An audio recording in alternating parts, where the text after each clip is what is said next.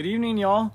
It's Ryan AO here with AO Productions, and we're going to continue our 5-part series on how to make your own video for your business to make more money.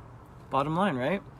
So we've talked in the past 2 lives about the first phase was creating a brief, asking yourself the important questions. Why are we making this video?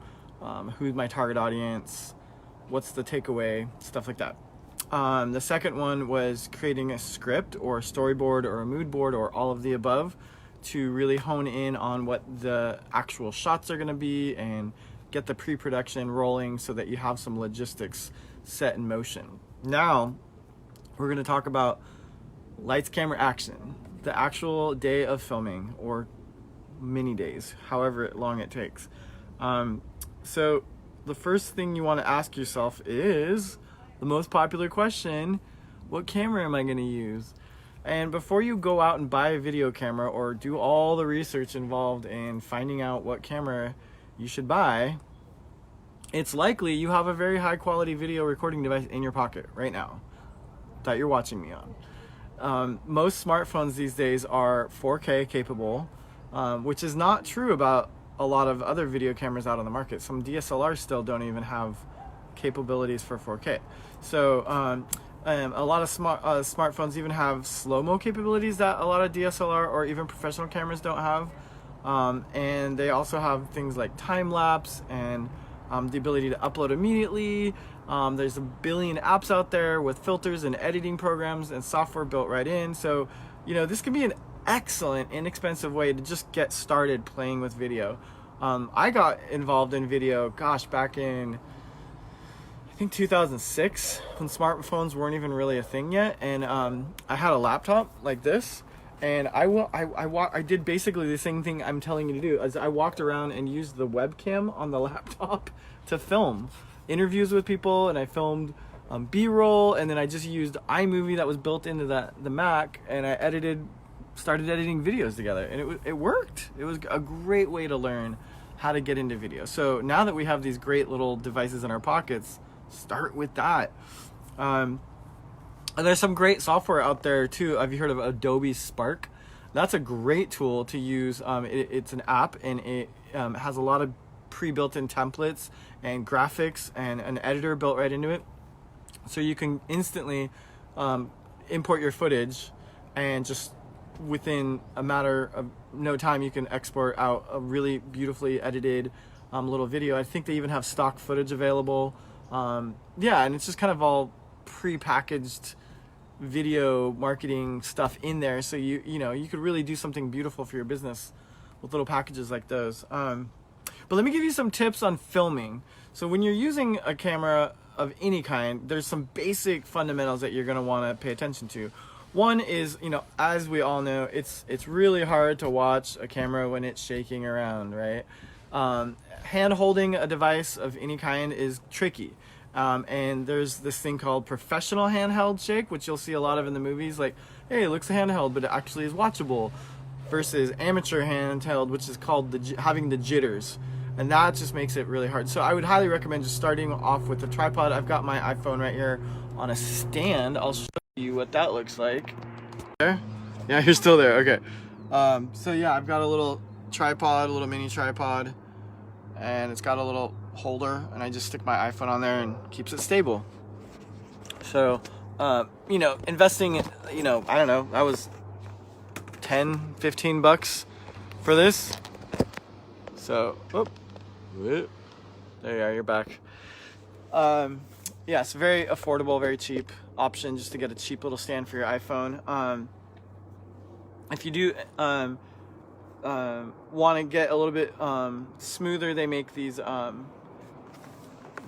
things called Ronins or DJI. I don't know what these are called. Oh, Osmos. These are DJI Osmos, and they're from mobile devices. So that gives you like the ability to walk around and keep it really stable and steady and smooth. I think those can run $150 or something.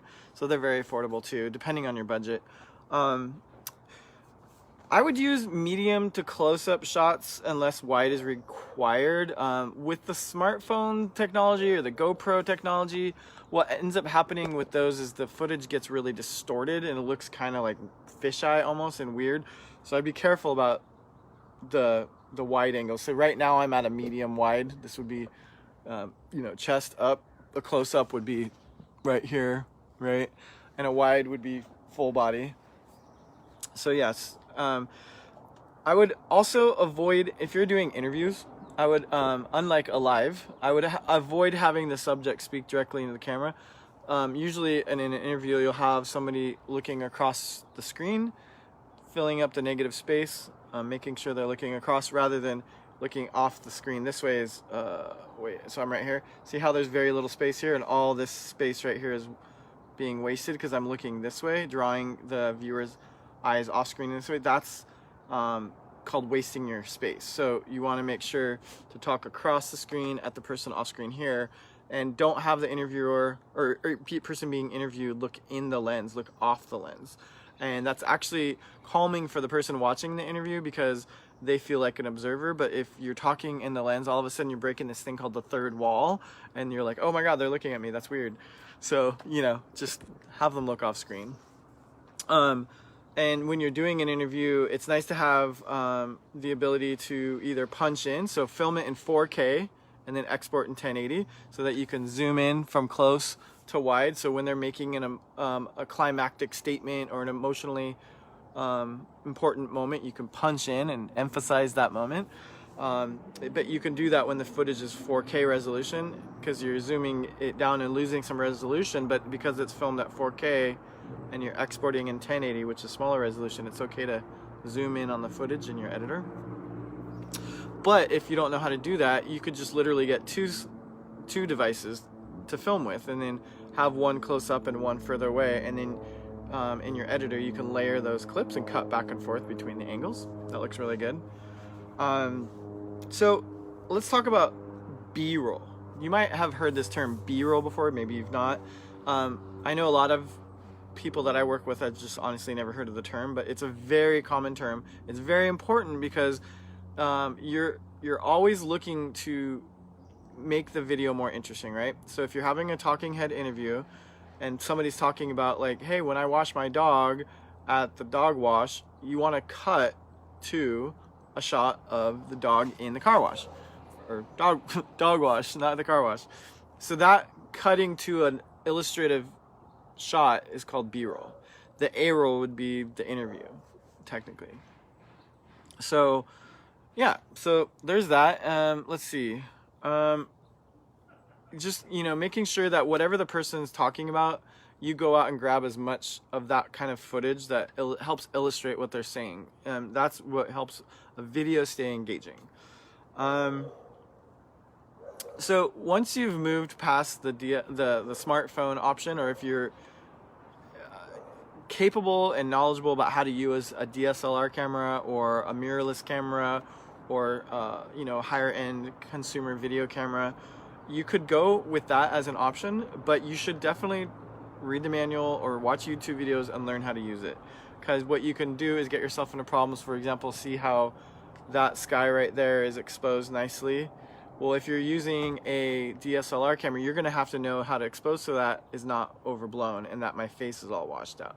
But these nice mobile phones just auto expose for you.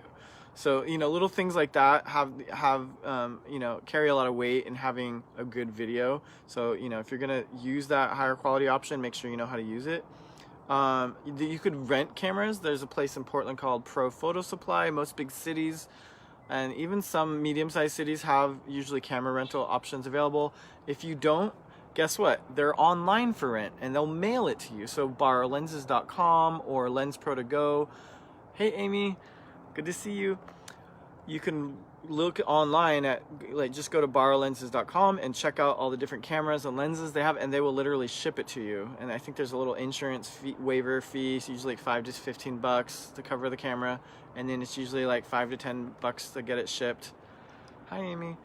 So yeah, so that's a great way to go if you want to get into more advanced gear but don't really have the budget to buy it. And actually in this industry they always say try before you buy anyway, so you should definitely go to your local shop or go online and rent stuff before you buy it. Anyways, they encourage you because they want you to buy the right camera and not end up coming back and returning it. You know, and then of course, once you're past the point of using a smartphone and creating higher end videos, if you're a little overwhelmed by what type of camera to get or buying or renting, all that, you could just hire a local independent camera person to do the shooting. And that's a plug for our business right here, AO Productions. That's what we do. So if you ever get to that point, feel free to contact us. Check out ryanao.com. We'd be glad to help you out. So let's go on to dealing with another very important part of making a video for your business is lighting. So I would say this is probably the most obvious example of a difference between an amateur video and a professional video. And you know, it's obviously important to just make sure, like I said, that things aren't blown out. That's actually more about basic camera settings and exposure, so you're not overexposing or underexposing. But then you can do things like add lighting. So you could have let's say I'm inside and it's pretty dark and I want to have a light come out my face on the side. That's called a key light, and you would kind of set that off to the side. Hey Brent, oh, the family, Amy and Brent are watching. They're brother and sister. That's pretty cool. Good to see you guys. So yeah, so you know, another thing that you can also do is instead of adding lighting is taking away lighting. So that's called negative fill, or like using lighting modifiers like a diffuser to block really bright sun. You should avoid bright sun. Like overcast weather is actually really good. See how soft the lighting is on my face right now? This is overcast weather. Portland's great for overcast weather. High overcast sun is really, really harsh, creates deep shadows on a person's face, is very unflattering. So if you're having to shoot in that, I would get like a reflector and take off the cover and just use the diffuser, put it on a stand. That would be great. You don't really need lighting outside. You just more want to modify the lighting with a reflector or diffuser. So yeah, there's $20 5-in-1 reflector diffuser kits online. You can order on Amazon. So I would get one of those, and maybe get a stand to mount it, so you don't have to have an assistant holding it. So yeah, I mean, these are all really pretty simple things that'll get you started on a really good video. I would say too, the next phase that you're gonna come into is just learning how to add value to the production. So props, I don't actually have any right now, but lighting a candle and putting it on the shelf near you, or if you're shooting a scene outside and you're having some activity going on, just paying attention to the location. Make it an interesting location, don't make it a boring location. Making something set up to look really beautiful, like having some nice color themes, like maybe if you're wearing a red shirt, have some red props, and then the background be green or yellow or whatever. And study your color wheels. Of course, Amy would know all about that. She's a Photoshop artist.